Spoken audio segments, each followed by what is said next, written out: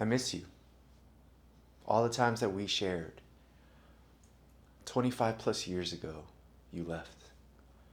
And it took me only a day to understand that you no longer are here, but you're in a better place.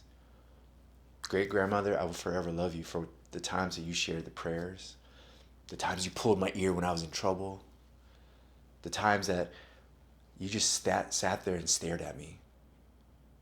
And I was just a young boy, but you instilled in me certain things.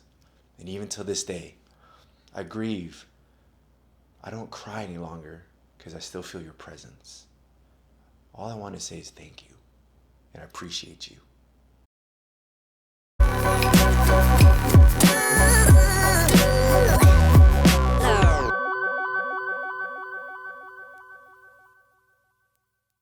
MelodicMic, grieving really varies from person to person, duration to duration, and also the level of intensity.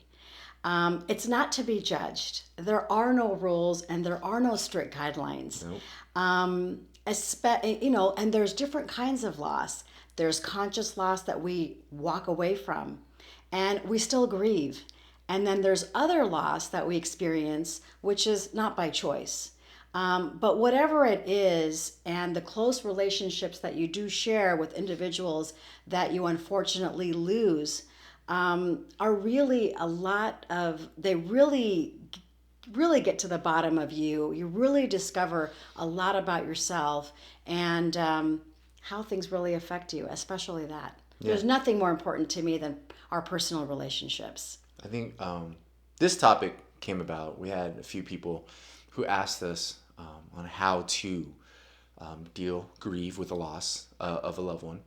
And yeah, it's a little bit more, it's heavy, but at the same token, it is the fact of life, right? And it was an idea that we came up with where I think a lot of people have a hard time even finding things. And like Anita said, there's no perfect way of doing so. There's no guideline. There's no book that tells you this is how you grieve. It's how you feel about it. You know, there's no right, there's no wrong, but you just have to be able to embrace. And yeah. I think we wanted to share something special with you on certain things that worked for each one of us individually, and hopefully you can take something away from it today. Yeah. Well, for me, really staying in your regular routine when it comes to your mental and your physical activities. Okay. So when I didn't feel like I wanted to get up and out of bed the next day, I knew exactly. It was almost like my father's voice would echo me that don't do that. You shouldn't do that. And you can do this. So I really feel like having an energized mental aptitude that we're always cultivating to really combat difficult things in life, such as grieving a one's loss, can be really beneficial. So keep in mind to stay regular with your mental and physical activities. Yeah, don't lose your routine. You know, for myself, like one big thing was with my great grandmother. She used to teach me prayers, and so one way of grieving for me was continuing to learn my prayers, and reciting them as how she would be right next to me. Lovely. And just those special moments that I remember.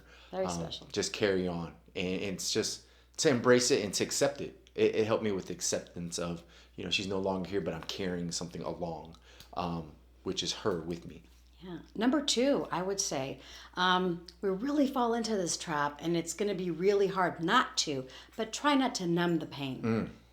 Try not to numb the pain, whether it's with some external influences or internally letting yourself really go down within the pain really won't benefit, bring the person back, or teach you anything constructive. So number 2, MelodicMic, definitely don't numb that pain. Don't numb that pain. Don't run away from it. Yes. You know, it's you have to face it head on. Sooner or later you will come to terms with it and accept it. You know, and when you do get to that point, you'll realize how important it is and it was for you to go through that pain. Number 3, definitely express yourself.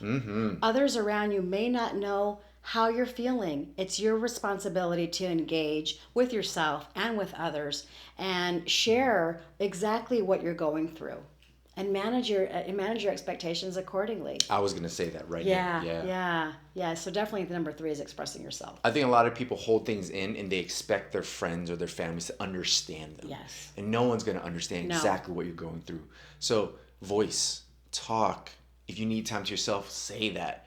Don't be afraid to say, hey, I need just some time. I need time to myself. Yes. People will understand, but they're just not going to know, what you're going through unless you say something. Definitely. Number 4, I really want to preface this with a lot of sensitivity, but move your awareness into a positive. Yeah, move your awareness into a positive. For me, an example of that was over time. It took a while, but I wanted to build something in my father's name, create that future legacy that we've always talked about and dreamt about together as a family. So turning something so important and shifting it and really moving it into a positive really helped me. Something that I can be really proud of and give back, just like he did to me. That's beautiful. Yeah. Yeah. And I would say number 5, definitely MelodicMic touched upon this at the beginning of our video. Forget about time factors. There are no boundaries like we talked about, and it doesn't mean that you're less likely to feel or you have any less respect for the process or the individual. But go with the flow, and really it's on your timetable, and really no one has the right to dictate that it should be anything different than that. Yeah, so that would be my number 5. I'm going to sprinkle something, and that is remember the good times. Yes. Remember all the times you shared. It's not a sad time. It's to embrace the fact that you did have that time with that person. The opportunity that you had with that person in your life, really relish on the fact that you did get to share special moments. And replay that. Yeah. It's okay. It'll help soothe the pain. Definitely.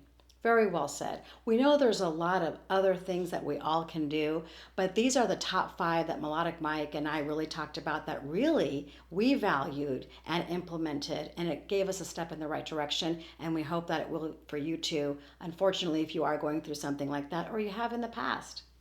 So, from our heart to yours, we want to give you this and hopefully take something away from today. Thanks for watching The Mac Show, everybody. I'm Anita Kay. I'm MelodicMic. We'll see you next time.